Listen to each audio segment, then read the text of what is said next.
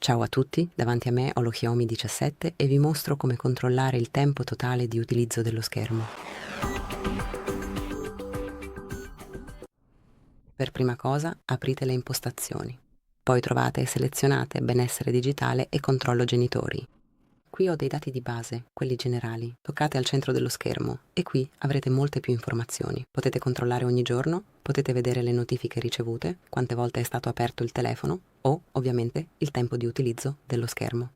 Se tornate indietro, potete scegliere una specifica app e controllare le statistiche solo per quella. Potete controllare i dati giornalmente o per ora.